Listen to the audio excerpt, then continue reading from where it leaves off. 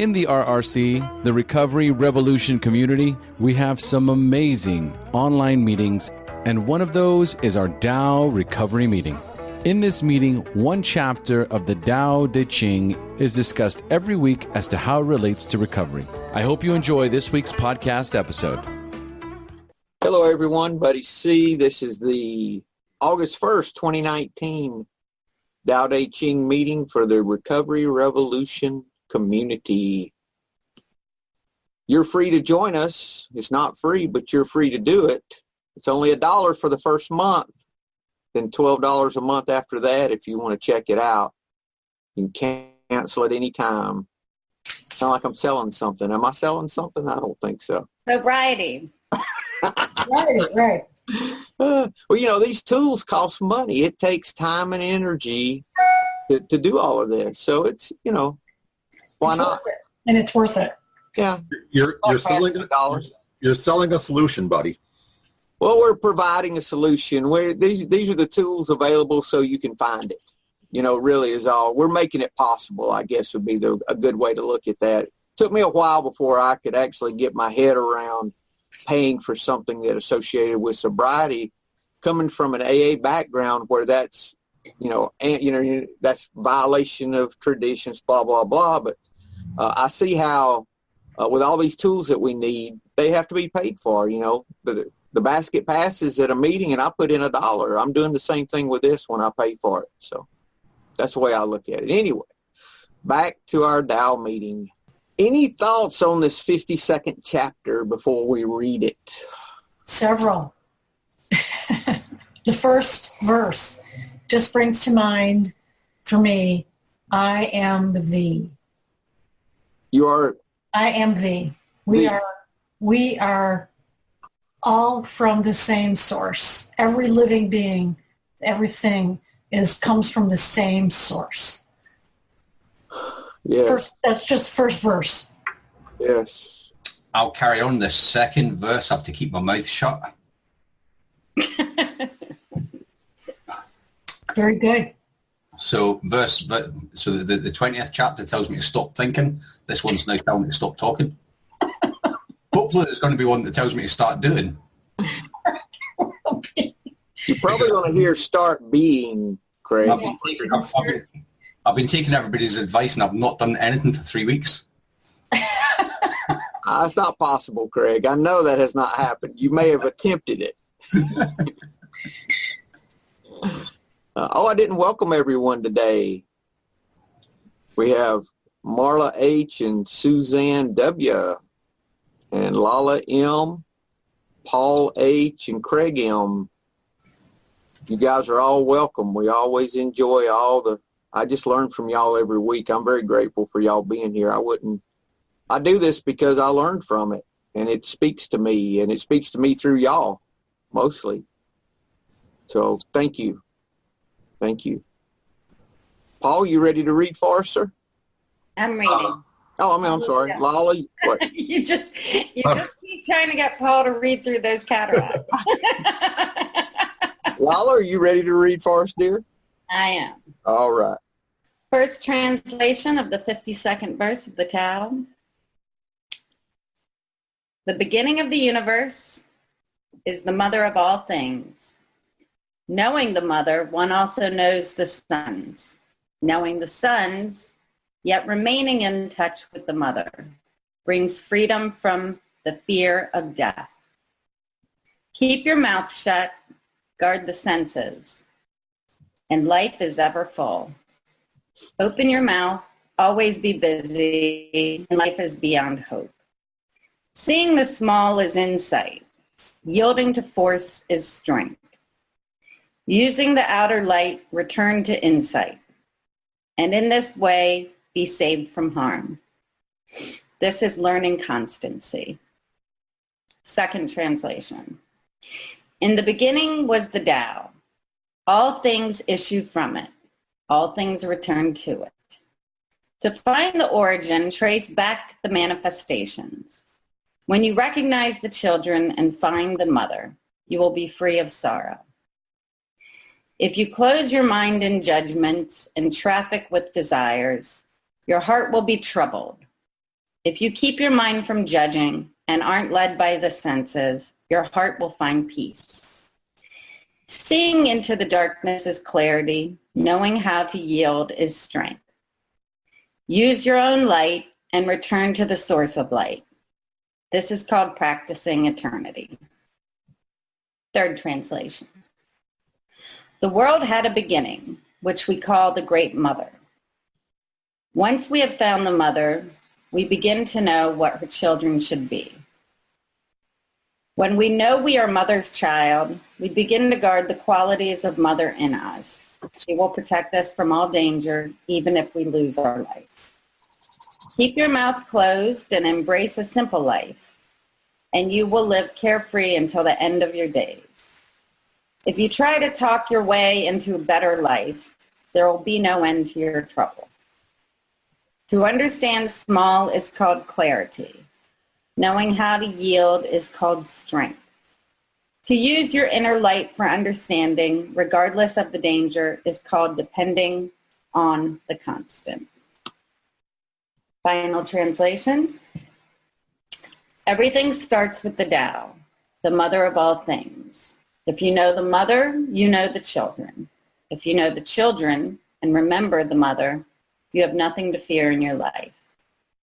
Shut your mouth and keep still, and your life will be full of happiness.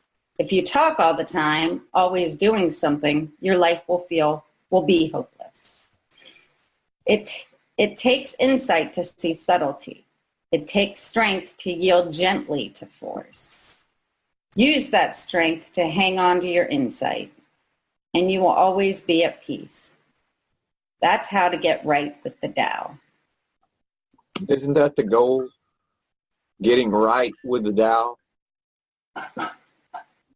Huh. That's good. Almost feels like this should have been the first chapter. For real. Like, why didn't we start here?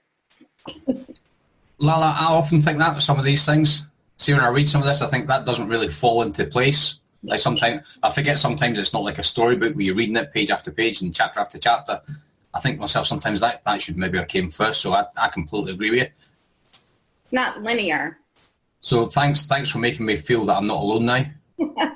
You know, I think the difference, the way it was explained to me, the difference in thought, our Western thought is that we go through one door to the next door to the next door in a straight line. More of the Eastern thought is that all the rooms open into one room. So it's like a big room with all the doors available. You don't go through one to get to 2 to 3 to 4. You've got 1, 2, 3, like in a circle around. So life is so linear. Yeah, we think life is so linear because of how we age, but it's not. Well, in recovery isn't linear. I was in a Buddhist meeting too. I don't know if you've heard of the 12 links, but basically it starts with ignorance, and but it doesn't go from one to the other. It's like a whole map. You know, you're constantly moving around and around. So. And isn't it a map? That's, you know, I reading through this, and I can't help but relate it to what the reality of the rampant racism that goes on. You know, with it, this chapter makes us realize that we are all the same. We just come from the same source, and if we all looked at each other with that in mind, we'd be much happier with each other. Our ego creates separateness. Our ego creates we can feel better about ourselves, so we can still tolerate our lack of surrender. Is the way I see it. Makes us right. So if we have to be right, there's something wrong.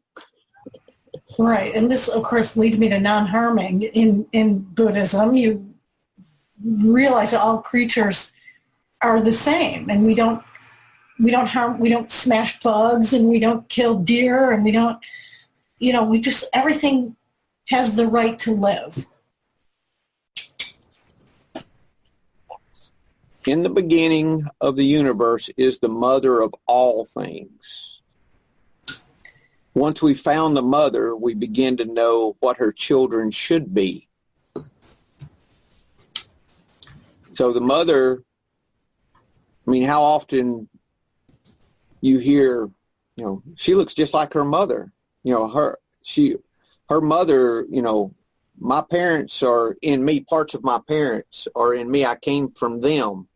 So we all came from this mother, all came from the Tao. Our higher power is within us already. So we're not separate from our higher power, in other words. So when we see that, it's interesting how it says once we have found the mother. Like the mother was there all the time and or like our higher power was there all the time and we're just waking up to the fact. Yes. Of what's going on. So as we awake spiritually, which is what we're after, we begin to know how the children should be or how we should behave as children of a higher power or of a God, what phrasing you want to put on it. And that's interesting how we can start looking at, and how children copy their parents. And they want to do what their parents do when they're little. That child to mother response or child to father rather than directing the play. Like we hear in AA, you turning over control is compared to you being the director instead of the actor in the play. Yeah. So that's that conversion really, because we come in being the director. We've directed our life and we need a new director for life. We need somebody to show us how to live. And it's interesting that on down, this one says that the strength is knowing how to yield. That is strength, period. Yes, that is a surrender. That is a surrender. So this all goes back to us paying attention to what our higher power is showing us and telling us. Goes back to that powerlessness and that surrender. Want to talk about let's keeping our mouth shut? We can. I was just reading on down. Knowing the sons, yet remaining in touch with the mother, brings freedom from the fear of death. So if you, the next idea is there about being free of death, free of sorrow, free of fear, really. Free of fear, yeah. Free from danger, even if we lose our life, was the way one begin to guard the qualities of the mother in us. In the third translation. Wow. Begin as a mother's child, begin to guard the qualities of the mother in us. And she will protect us from all danger. That's good. How about this quote, how this would relate to that? This is actually a Bible quote. This is from Matthew 6. This is an amplified version. But first and most importantly seek, aim at, strive after his kingdom and his righteousness, his way of doing and being right, the attitude and character of God. And all these things will be given to you also, meaning it's talking about all the things that we think we need, all the physical things is what it's talking about. So seek first the kingdom and all these things will be added. It didn't say you had to do it perfectly. You just had to seek it. That's what you were after. That was your intent and purpose. Right. It's our practice. That's the same thing with this. Are we, I guess the question for me then would be, am I seeking God's way in everything that I'm doing? Am I surrendering? Am I learning? Am I seeking to practice this in everything? And if I'm doing that, then the fear will leave. I don't have to worry. The fear that sometimes paralyzes me, that I think, all those things, if I'm seeking and guarding the qualities, then that fear will leave. That's the solution to fear, solution to everything. But yeah. Then it says after fear, keep your mouth shut. Guard the senses, and life is ever full. So that's how we do, one way that we do that. Open your mouth, always be busy, and your life is beyond hope. That's pretty harsh. But Comments? let life happen. Life happens no matter what. Yeah, keeping my fingers out of it. That's telling me to... Not being the director. Exactly. Being an actor in the play, just... Right. This is what happens, and deal with it. Well... Yeah, always being... What would you think? How does that sound to you guys? Always being busy. It doesn't sound appealing. You don't see it. You don't see anything. You don't notice anything when you're busy. You don't notice what's going on around you when you're constantly busy. It depends on what you're busy doing. It's avoidance to me. Yes, Lala. Yes. When I was living in LA and New York, I was constantly doing this and doing that and being busy. And it wasn't until I moved back home to Virginia and slowed down and just kind of, sat in the stillness, realizing that it was busy just being busy, to be busy. It was really for me, it really was avoiding looking at myself. Avoiding being with myself. Yes. Would you, Lala, have ever found Buddhism if you didn't slow down, do you think? I had glimpses of it. Like I tried to go to a transcendental meditation group. I was active yoga, but mostly for the workout, not for the mindfulness. I really did need to get away from the distractions to settle into myself. And it's still not easy. I'm still looking for distractions. No question about it. But less. We're human, and we're surrounded by other people who are busy. It's all a process, This is all part of growing up. This is part of the path, Mm-hmm. I found some quotes that I thought were pretty good on being quiet. This is one I had. I don't know who to contribute this to. Better to be thought a fool than to open my mouth and remove all doubt.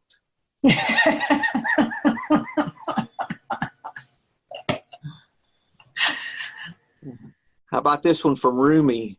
Silence is the language of God. All else is poor translation. Yes. Silence. Blessed's the man who, having nothing to say, abstains from giving us wordy evidence of the fact. That was a pretty wordy way to say that, but yeah. Yeah.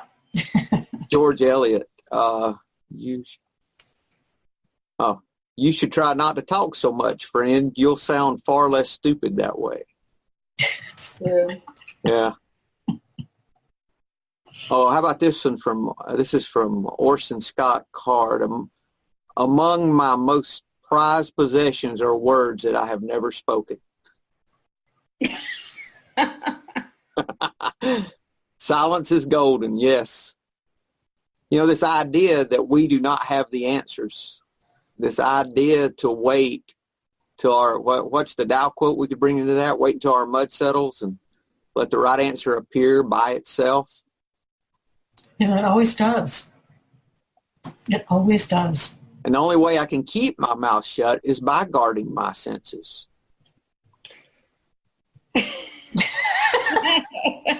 Oh, yeah. Did Confucius say I didn't say that shit? It was that. Yeah, I saw it. It was on Facebook, so it must be true. Oh, okay. He was looking all confused and he says, I didn't say that shit. If you keep your mind from judging and aren't led by the senses, your heart will find peace. That's the way the second translate Mitchell says that. Keep your mind from judging instead of keep your mouth shut. Close your mind to judgments and traffic with desires. Back to what Marla said, yeah, judgment just separates us from It does. It does in every way. Yeah. The note I had was, do not judge or be led by your senses. Surrender to the Tao brings freedom from fear. Yeah. The qualities of the mother within, treat all as you would children. Talking about how a child yields to a mother. Okay. Keep your mouth closed, embrace the simple life, and you will live carefree until the end of your days. If you try to talk your way into a better life, there will be no end to your trouble. That's taking the wheel, isn't it? Taking charge. Taking charge. Always doing something is the way the last translation says that, about always being busy, always doing, never able just to be or be still.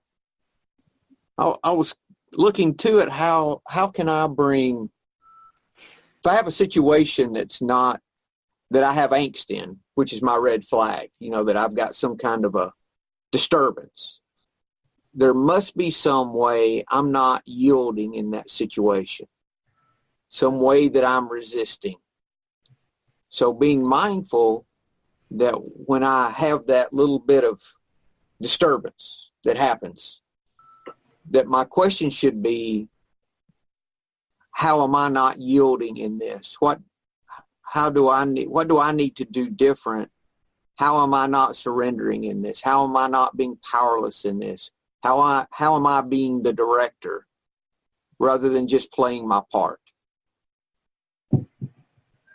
Am I taking what they're saying personally as if I'm not in a play? If we could approach all of life, every interaction, as you would a part in a play. I mean, if Lala and I are in a play and she says all kinds of mean things as her part, I don't take those personally and get mad at Lala because I'm playing a part too, nor does she mean those things, okay? It's just a part that we're playing. So in the same way, as we start to approach life as more of not taking these things personally, and that we're all just playing our part, rather than everything being against me, trying to hurt me, I have a lot easier time not getting upset, not getting angry, all those things, It's like looking at it as the third person idea, like removing yourself from the situation. Not taking it personally. And, sometimes when you change the dynamic, the other person almost is like, wait a minute, I got nobody to fight with. What's going on here? See that, and that's when you start seeing that, you can see that you're moving in the right direction. Mm. That's part of that keeping your mind from judging, I think. Yeah. And partly seeing that we're all really basically the same. Yeah. We are. We're all. We really are. Yeah. It's the ignorance they talk about, just the unawareness, not conscious, not seeing it as a whole, not seeing the whole picture, basically, just our little part in it. No. If my right hand does not like my left hand, and my right hand decides to cut my left hand off, then I'm hurting my right hand because I'm hurting my body. I know that sounds so, ridiculous, but it's not what we do every day. We continually try to cut our hand off all of the time. It's like resentment, drinking the poison, expecting the other person to die. Exactly, Lala, exactly. Same thing. Yeah. Somebody pulls out in front of me. Even how I say it is personal, right? I'm having a bad day. Yeah, exactly. So are the people that, work 3 jobs and still can't afford their health care. Yeah. Sorry, I watched the debates. Oh, no, not that. Yeah, I know. I got to separate myself. Anyways, yeah, this whole idea that we're not separate and yielding in that, Yeah. It's a human problem that humans think that we're so far superior than anything else on this earth. That's superior to all the humans around us, Marla. Yeah, well, that's our problem. Is we think we're superior because we think. And then not only that, I'm learning not to compare, compete, be better than or be less than, some way make a separation. And all of that is not guarding my senses. It is judging. It's all the things that lead me to destruction, that take my peace. That was one of the beauties that I found in AA and going to rehab, was that everybody in there came from different backgrounds and different, economics and different colors. And in there, we're all the same. We all have the same problem. There's no, I found that to be a really actually positive thing about AA and rehab. How about this idea of seeing the small is insight? Seeing into darkness is clarity. Mm-hmm. To understand the small is called clarity. Mm-hmm. It takes insight to see subtly. It takes strength to yield gently to force. Seeing the small, looking for the little things. Is that not where it starts, though? Haven't we heard it's the small foxes that spoil the vine? It's the little things. Yeah, I mean, it's getting kind of right-sized. It's really, actually, when they say stop and smell the roses, they really mean it. Like, stop, smell the rose, take a look at it, look at all the petals, how beautiful it is. And that's just such a small thing in the day, but it's such a great beauty, seeing that beauty. And this is the thing, too. I've said it before. Jesus he said, love God and love your neighbor, not love God and love Africa. Or Oh. And the reason was not because we're not supposed to be concerned about Africa, but that starts in the little things. It starts with the people around us. It starts with me and you guys. It starts with my wife and my kids and my neighbor behind me with the barking dog. Love the dog. With those things. It doesn't, you know what I'm saying? It doesn't start with me trying to do some big, great thing and say, oh, I'm doing something great. It starts with those people around us. Do the next right thing. Yes, Lala. Yeah. Not the next big thing, the next right thing. It's a ripple effect. It is. I need to write that down. I've never. And well, it does start with our community. Chapter 52.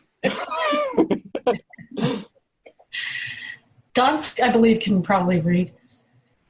Dogs already know all this. That's the thing. Yeah. They already know all of this. That's the superiority of animals, is their instinct and their senses. That's the beauty of dogs, I think, and animals, is they are superior to us, and that they can sense, and they have instincts, and they're so in the moment. They are, and dogs do not fear death. Animals don't fear death. They just fear not getting it. They fear us walking out the door. What, Lola? They fear us walking out the door. Oh no! Well, yeah, I think they think we're going hunting without them. I think that's what dogs think. I don't know. Marla, Edgar may have that level of intelligence.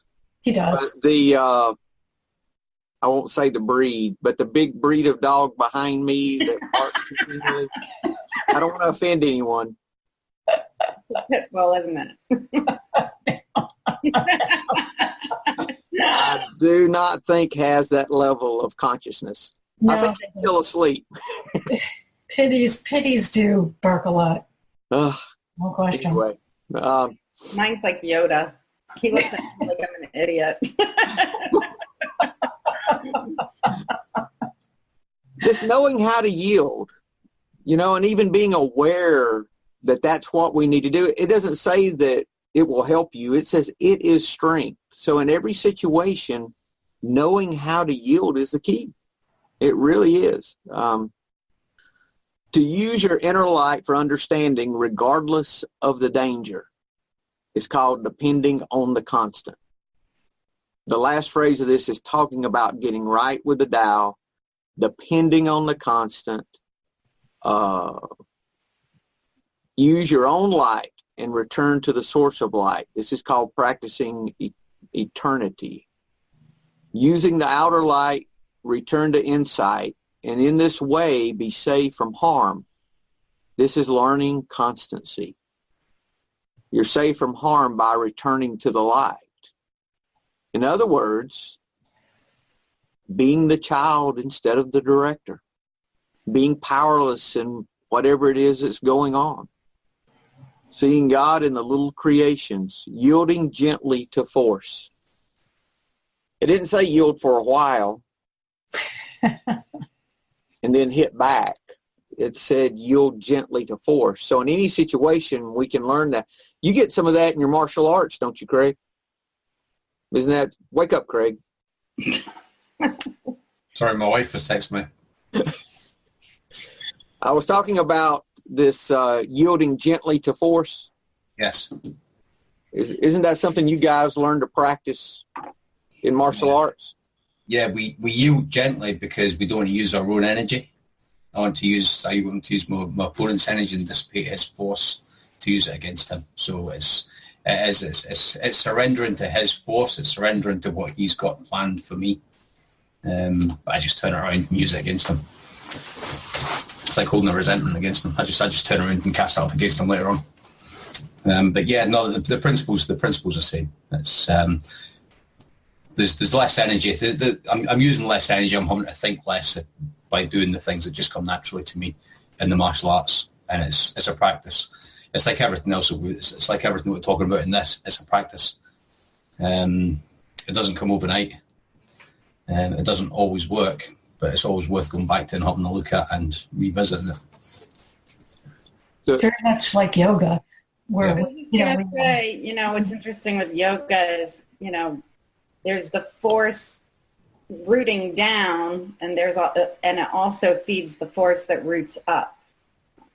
Yeah, and there's like poses that you get your body into that are so against nature, that your body's not really supposed to go that way, but you surrender into it, you yield into it, and in that sense you become really quite one with the pose and quite calm, where you're able to actually breathe.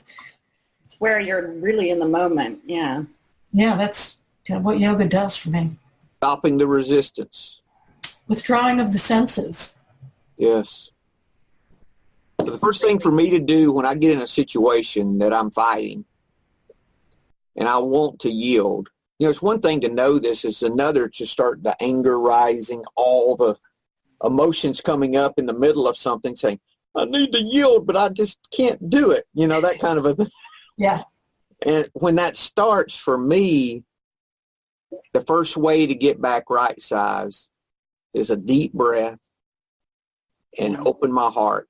Just do a mental, I open my heart to whatever this is. I stop resisting it and just breathe with it. And then see if I can move from opening my mouth and using my senses and all those ways that I fight to how can I love this person right now? Right now. At least 1 second. Yeah, 1 second. What can I do? How can I surrender? And that usually means how can I love? Yeah. That's really what how can I surrender means for me is how can I love? It was like that Buddhist, when I went to the retreat, he was talking about, this is a high up Buddhist monk talking about a pickpocket, and he's trying to give the pickpocket, some love, He's like, 50% I'm loving him, but really 50% I'm like, Urgh. And he said, and then the pickpocket ended up mailing all of his credentials back without the money. And he's like, okay, now it's 70% love and 30% love. And I like that way of putting it, because you don't have to completely love and surrender to somebody, but you can give them something. You know, there's always... That's reality. There is a little bit you can always give, like a little bit of compassion, a little bit of understanding. It doesn't have to be all me against me. I don't know if it's ever possible to do 100% of that. I really don't. I don't either. I think it's human. That's our humanness coming through. But that's reality, is that 50%, yeah, we're going to love the guy. 50% we're pissed off. Resentment, yeah. Well, that's like that Matthew 6. We're seeking to do the will of God in our life. It doesn't say, we do it perfectly, but that's what our intention is. That's what we want in our life. Mm-hmm. The same thing with this. We start getting relief just by looking to do that. We don't have to do it perfectly. Yeah. It's a practice. It's a practice. Yes, life is a practice. It's a practice. That's why we have 7 of them to get it right. At least. Talking about lives. Yeah, we have 7 lives. Till we get it, the 7th, we should be getting it right. Then we get to come back as a dog. Hopefully not this... He must not have done a good job, because I don't think that's much of a lie. But anyway. I don't know if we've had this discussion live, but I know Marlon, Buddy and myself have had the chat, but see if we get to the last verse of the Dow. It says, be a dog. Yes. Well, dog is God spelled backwards, correct? It is. Yes, it is. And my favorite quote is, be the person your dog thinks you are. Aww. Hey, that's good. It reminds me of The Hitchhiker's Guide to the Galaxy. There was a trilogy written in 5 parts, and you got to and the answer was 32. I just read all that, and that was the answer, 32. Don't get it. Yeah, Okay. Wayne Dyer. Wayne. 52nd verse. All under heaven have a common beginning. This beginning is the mother of the world. Having known the mother, we may proceed to know her children. Having known the children, we should go back and hold on to the mother. Keep your mouth shut, guard the senses, and life is ever full. Open your mouth, always be busy, and life is beyond hope. Seeing the small is called clarity.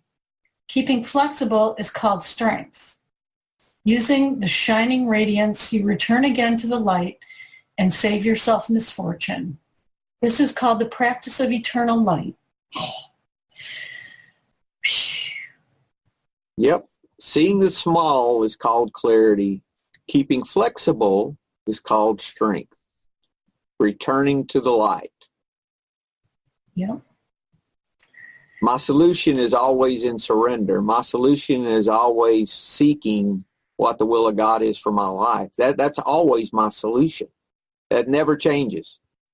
And it works. And it works. It always works for me. Unbelievably. Works for me. Anyways, living by returning to the mother. This verse tells you that it's valuable and important to realize that your life is more than just a linear experience happening in time and space. That is, you more or less currently view your time on earth as a straight line from conception to birth. You'll move through predictable stages of development, concluding with death, where you'll meet up with the mystery that awaits you on the other side. Lao Tzu is inviting you to see that your existence is a return trip to the place where all the planet's creations emerge. He wants you to realize that you have the ability to enjoy this mysterious beginning before your physical ending. This mystery, which is in each and every one of the 10,000 things, is referred to by Lao Tzu as the mother, or the symbol of what lies beyond all that seems to begin and end. Start your journey back to the mother by contemplating the first 2 lines of this verse of the Tao Te Ching. All under heaven have a common beginning. This beginning is the mother of the world. Let this thought filter into your physical being and create a state of awe about your existence, which emerged out of nothingness. Know that this unseen source that births every single thing also birthed you. This is getting right-sized, I think. Yes. Like electricity streaming through a conduit, the mysterious nothingness flows through and sustains all of life, including you. It's a constant, invisible, soundless, odorless force which isn't immediately available to your sensory self. Hold on there. Okay. Your existence is a return trip to the place where all the planet's creations emerged. He wants you to realize that you have the ability to enjoy this mysterious beginning before your physical ending. That's the gift I got in recovery, is this peace that I was seeking I could have now. Yeah. Yes. That's good. Any comments? Know that this unseen source that births every single thing also birthed you. I mean, that just gives me hope. I'm not alone. I am thee. I'm just like you. I'm a drop of God. I'm part, we're a part of this thing. We're not separate. That gives me hope. Lets me know I'm not a failure. Right. I'm valuable. I have worth, and that I'm not better than you. If you want to flip the other side of that.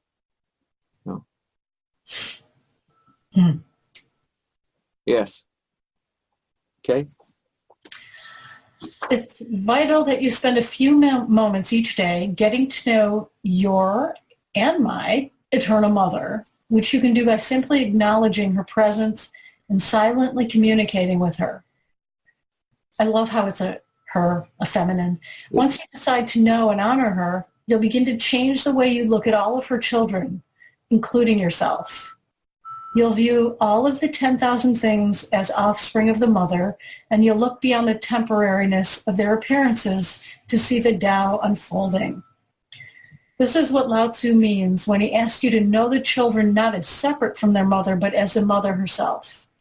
So see all of creation as originating in the mother, and then go back and hold on to her.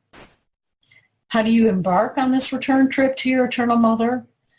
Lao Tzu advises that you close your mouth and seal your ears to ensure that your spirit isn't frittered away on worldly activities. In other words, spend time with the maternal part of yourself and seek clarity by noticing the Tao in the small and the large. Practice abandoning rigidity. Instead, cultivate elasticity to improve your strength. Which brings me to a little bit of yoga, just to put it in there. Yoga is not about being flexible in the body. It's about being flexible in your brain, in your mind. Anyways, just my plug. Lao Tzu concludes by telling you that this is the way of seeing the world, that this way of seeing the world is the practice of eternal light.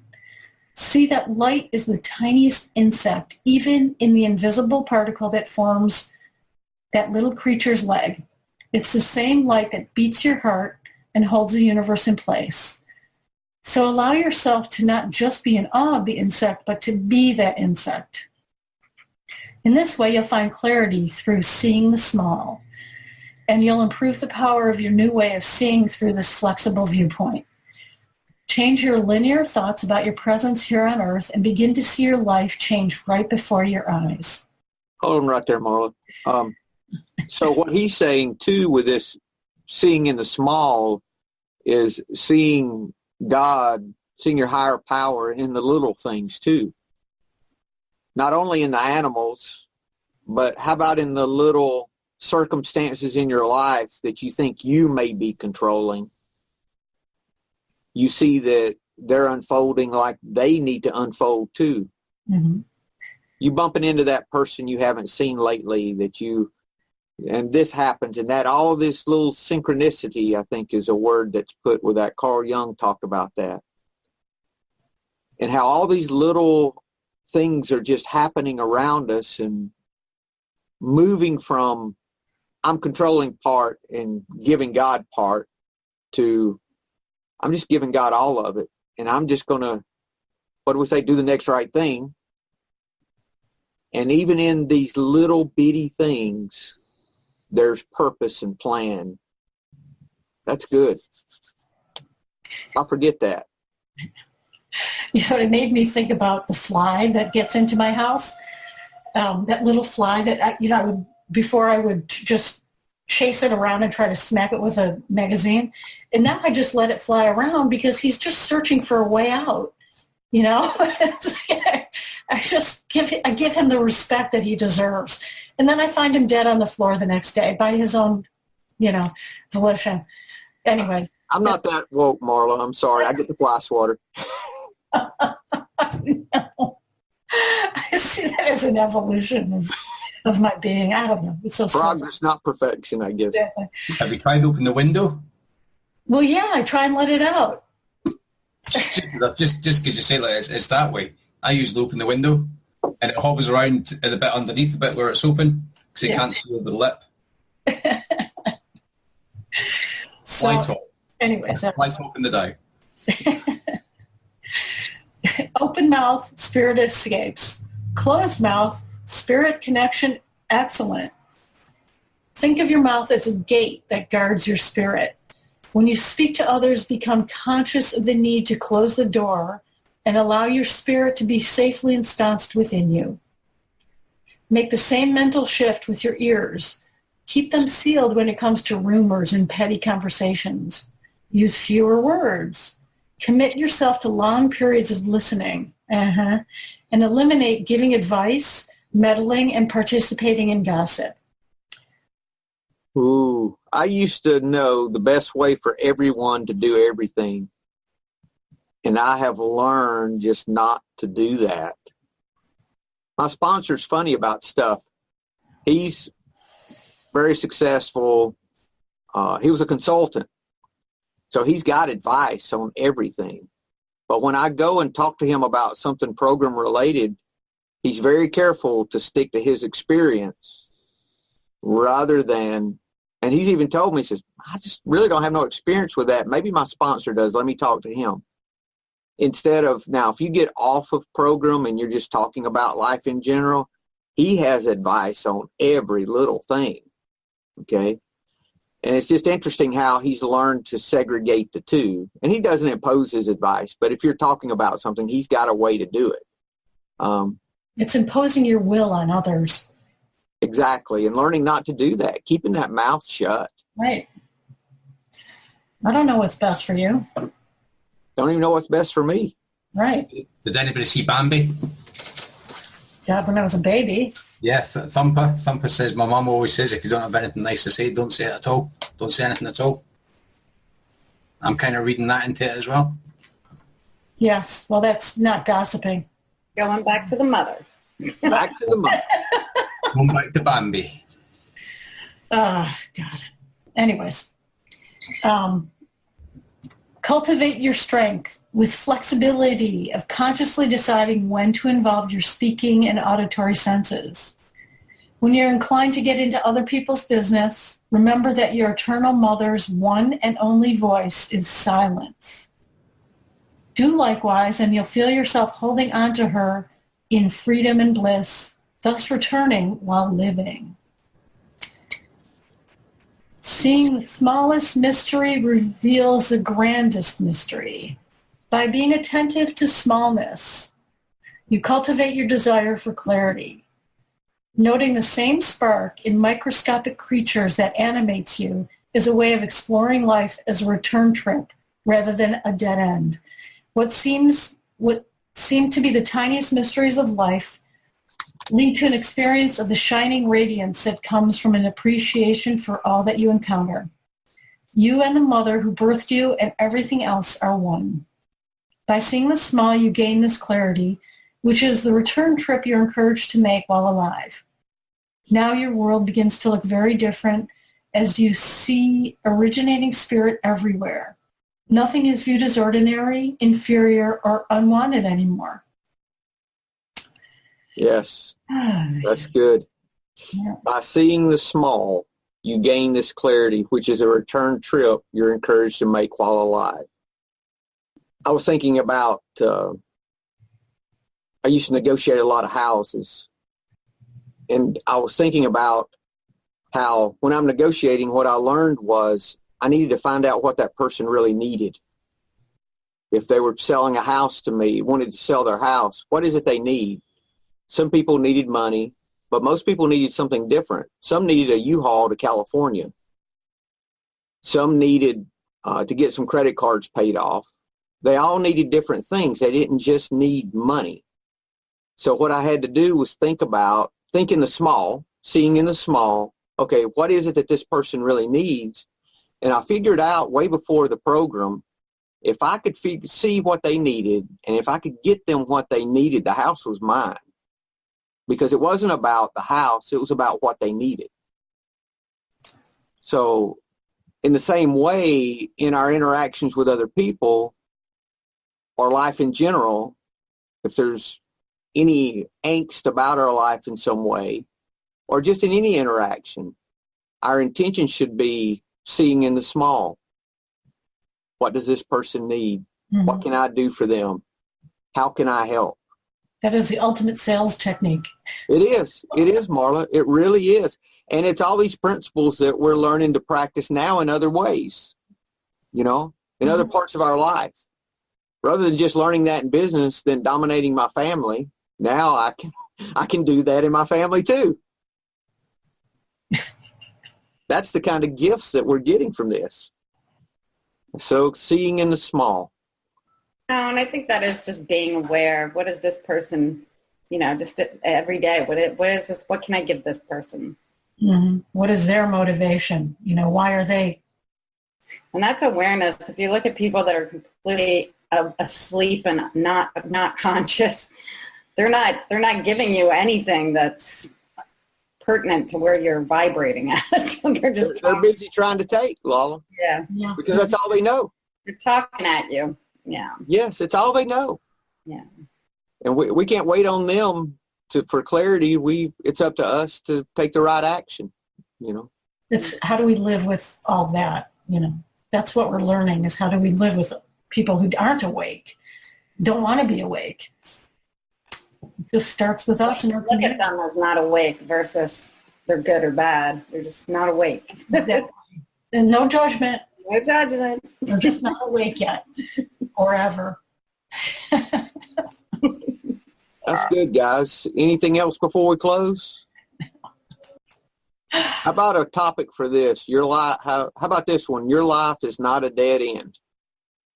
That's what Dyer was talking about, or a life of yielding. What else? Anything else come to mind? Stop and smell the roses. Stop and smell the roses? Or, a rose is a rose is a rose.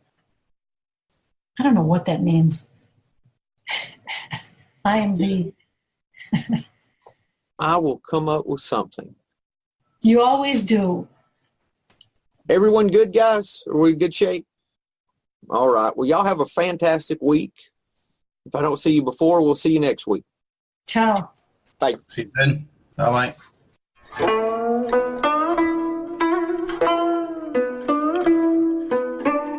Thank you for listening to the Tao of Our Understanding Recovery Podcast. For more information about the RRC, the Recovery Revolution Community, go to omarpinto.com and click on the link that says Recovery Revolution Community. Once you join the RRC, you'll be able to participate in this meeting and many more live, plus access to a video library of past meetings and many more benefits for being a part of this growing community. Thanks again for listening. And if you enjoyed this episode, please share this podcast with your friends in recovery.